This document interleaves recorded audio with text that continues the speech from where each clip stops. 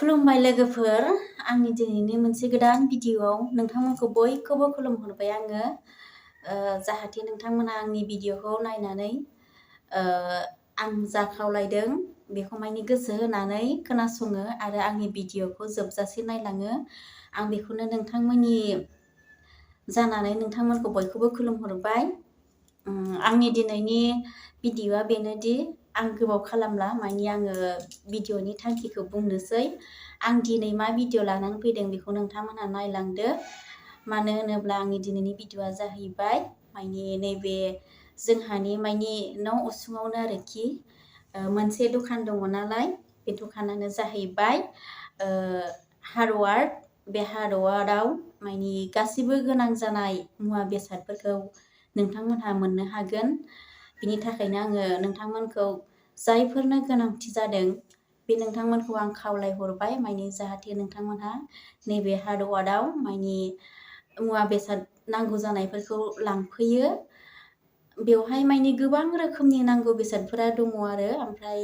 एसेबां माने बिबांनि नङा बेसेनफोराबो एसे खम बिबाङैनो मोनगोन दा नोंथांमोनहा सोरनोबा जुदि नांगौ जायोब्ला बे दखानाव लांफैनो हागोन खम बेसेनावनो मोननो हागोन आङो दा सोरबाफोर जुदि कन्टेक्ट खालामनो गोसो दङब्ला आं बे कन्टेक्ट नाम्बारखौ होनोसै आरो लोगोसेनो नोंथांमोननि सायाव खावलायनाय आं आंनि बे दखाननि सोमोन्दै माने जाखिनि माल नुदों बियो गासिबो दंजोबो गासिबो केपासिटियानो दंजोबो आं बेखौ दिन्थिबाय ओमफ्राय भिडिअआव नायलांबानो नोंथांमोनहा एसेबाबो मिन्थिखागोन आरो गोनांथि जादोंब्ला कन्टेक्ट नाम्बार होनायाव माने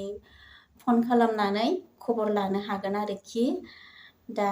बेखिनियानो भिडिअआ ओमफ्राय आं कन्टेक्ट नाम्बारखौ बुंनोसै कन्टेक्ट नाम्बारा जाहैबाय 8638895226 आरोबाव खनसेबाव बुंबावदों 8638895226 आरो मोनसेबाव दंबावो कन्टेक्ट नाम्बारा बे मोनसे ओमफ्राय नैबे मोनसे सेकेन्डखौ आं बुंबावनोसै 9435141392 आरोबाव खनसे बुंबावदों 9435141392 बे माने कन्टेक्ट नाम्बाराव नोंथांमोनहा खबर खालामनो हागोन आरोखि आरो बे दखानाव नोंथांमोनहा खम बेसेनावनो मोननो हागोन आरो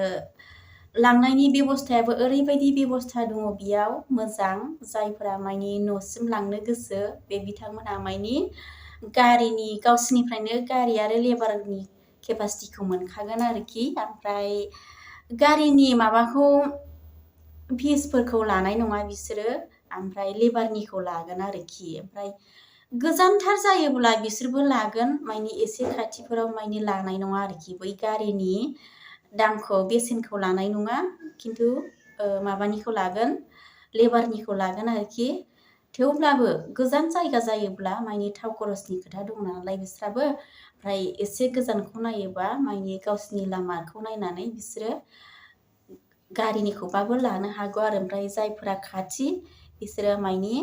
गारिनिखौबो मोननाय नङा होनाय नङा लानांनाय नङा माबाखौल' लागोन आरो लेबार खरसाखौल' लागोन आरो बिसोरो ओमफ्राय दा नोंथांमोनहा नायलांदो भिडिअआव मा मा दङ आं एसे दिन्थिलांनोसै आरो लोगोसेनो जायफोरा आंनि चेनेलाव गोदान बे बिथांमोनखौ आं गोसो गोरबोजों खुलुमनानै खावलायदों दि आंनि चेनेलखौबो सापर्ट खालामना होलां साबस्क्राइब खालामना होलां लाइक शेयार कमेन्ट्स खालामनो हागोन आरो गोसो गुदुं नोंथांमोना आरो कमेन्ट्सआवबो खबर लाहरनो हागोन मा दं मा गैया आं बेखौ अलरेडि खिन्थाहरगोन आरोखि दा नायलांदो लोगोफोर भिडिअआ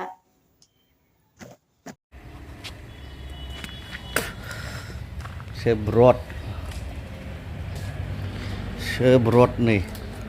बहाय दुर्गापुर दं टाटा रड दं नै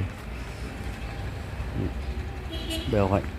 आरो नै 35 mm रड मोनजोबगोन नै बेवहाय गासिबो गाजोल आरो नालेंखर रसेटफ्रा केजियाव 60-70 थाखा मोनो दस्रा दखानफ्राव नोङो बायनो 100 थाखा केजि टाटा रड सोब दंखल दुंखल मोनजोबगोन आरो माने टाटा रड नैबे नै पिस पिस बानायनायबो दङ रिं फुरा गुदाम बेयो देबेरगाव बे फाख्रिगुरि रड नैबे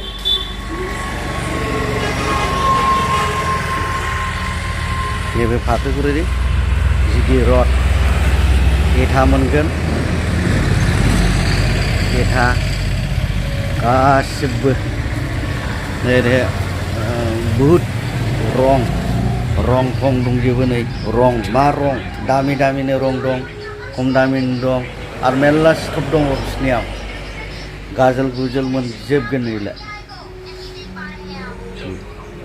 गासिबो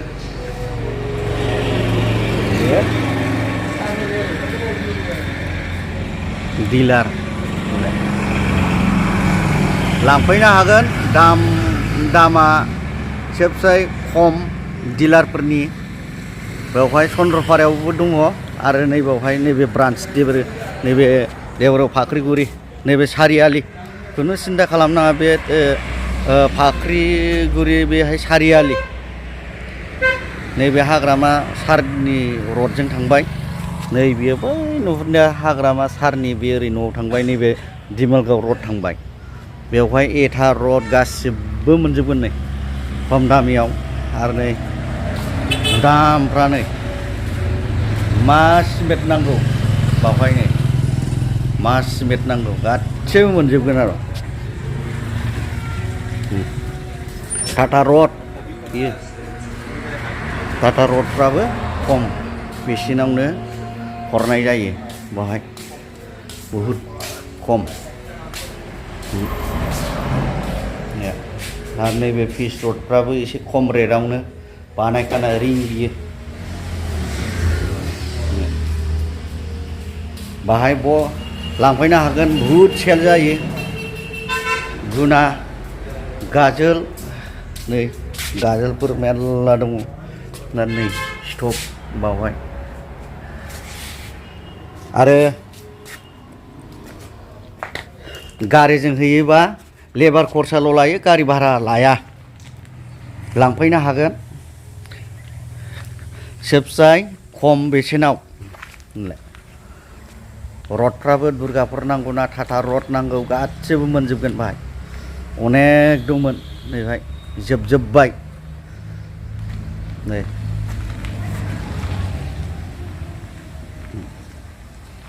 मा रड नांगौ लांफै फाख्रिगुरि सारियालियाव